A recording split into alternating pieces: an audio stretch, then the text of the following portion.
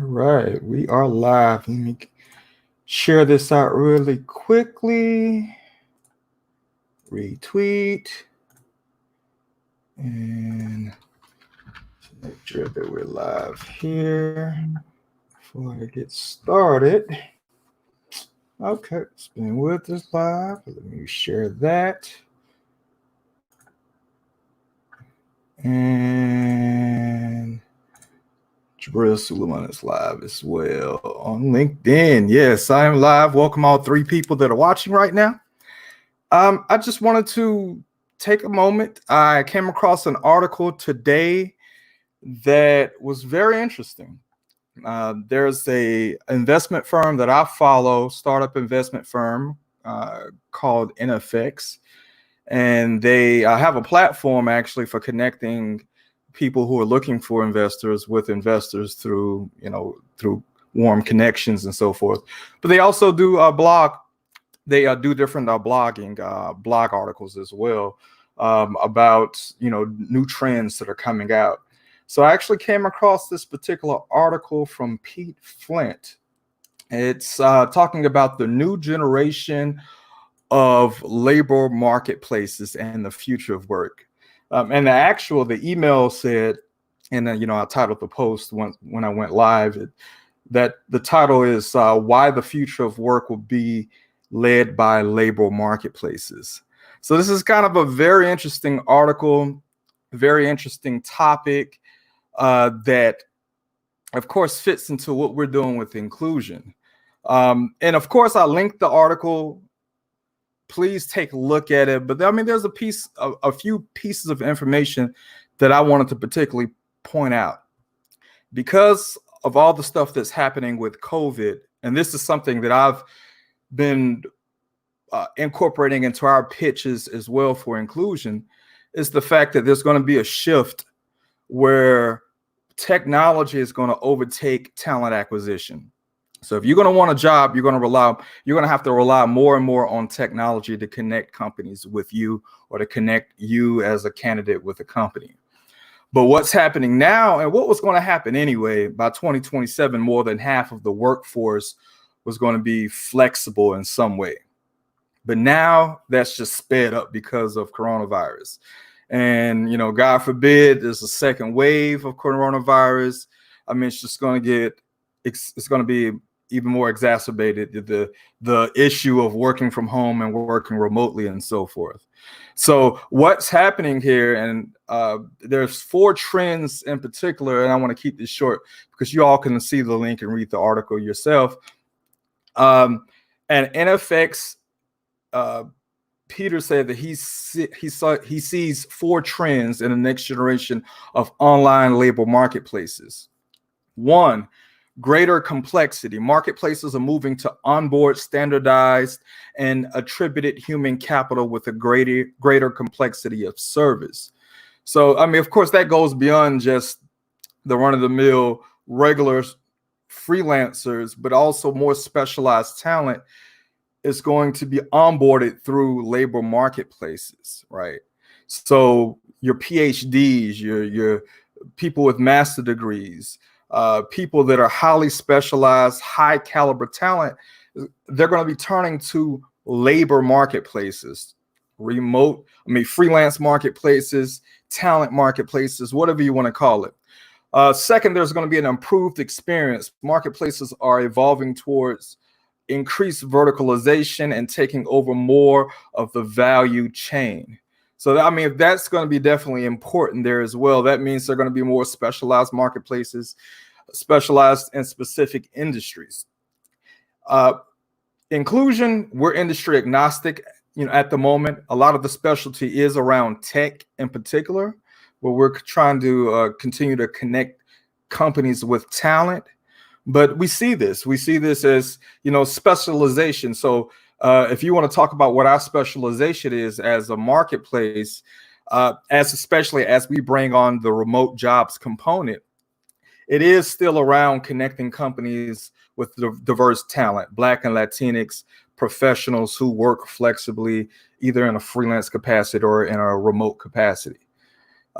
So next, tech-enabled labor. Startups are able to use their tech to add value to their labor. Startups able to use their tech to add value to their labor will be able to unlock latent supply and offer a better experience to both sides of the market. This is definitely something important that we want to continue to build as a talent platform and as a marketplace as well, is being able to leverage tech to find those niche, specialties that are out there, pockets of talent, and present them and, give companies the opportunity to connect with that talent. And lastly, this is very important. We've been actively working on this. This is something that I've personally been passionate about because I'm a boot camp graduate. I graduated from General Assembly, and reskilling and upskilling, education and labor have always been closely associated, but they will increasingly start to happen on the same platform. So companies that are out there, boot camps, online boot camps, the Coursera's and Udemy's of the world, they are going to start partnering more and more with companies and talent platforms like Incluzion. So we've done some of those already. They haven't really taken off the way we should. So we're still looking for that right fit as a partner. But I think that these are some important things that are out there that are driving the marketplace right now, driving this transition. I've been talking about this transition for some time now, and it's real. It's happening. It's expedited now. Twitter and Facebook just gave all of their employees the option to work from home permanently, right? So this is going to be important when we're talking about connecting the Facebooks, the FANG. I just learned that acronym myself. Facebook, Amazon, Apple, Netflix, and Google, right? Yeah. And so, as when the entire FANG, those top 5 companies, 6 companies, whatever it was, as they transition over to fully remote, it's just going to create a domino effect in the industry. And a company like Incluzion, a platform like Incluzion, being in the process, being in the middle of that process of being able to connect companies with diverse talent, Black and Latinx professionals who are looking to work flexibly. Well, we really have no choice to work flexibly. When we talk about flexibly, we mean freelancers, remote, work from home, all of that is included when I say working flexibly, right? I mean, that even includes contract staffers as well, contract staffing, people that work in a contract, they work full time, but they work on contract, right? So that's included with that flexible talent that needs to make sure that there's an advocate out there. So I'm going to keep this, I don't know how long. One of the things with StreamYard, they don't have like a timer on here to tell me how long I've been talking. So I'm going to keep this short. Go to inclusion.co/community, inclusion.co/community. You don't have to join the marketplace. If not anything, is join the social community, the Inclusion social community, so that you can network with other Black and Latinx freelancers and remote workers and professionals that are out there, and continue to learn how to build your talents, how to manage this new work lifestyle that we have, many of us have now. So just, go to it's a Slack channel. So everybody's, generally on Slack. So add that additional workspace to your Slack app and join in on the conversation. That's let's just post that real quick. HTTPS Inclusion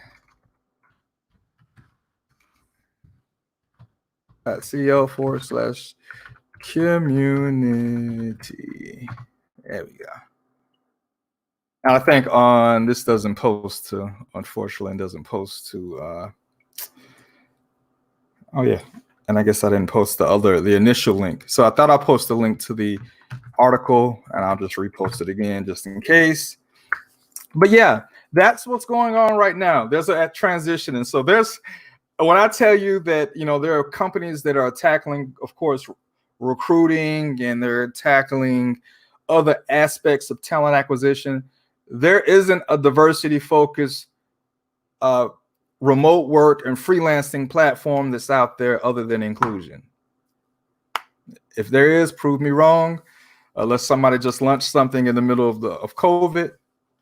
But we're here to stay, and we're here to be a juggernaut in this industry. All right, until next time, I'll talk with you all later. Stay tuned for FlexWork TV, episode 5 coming up this week.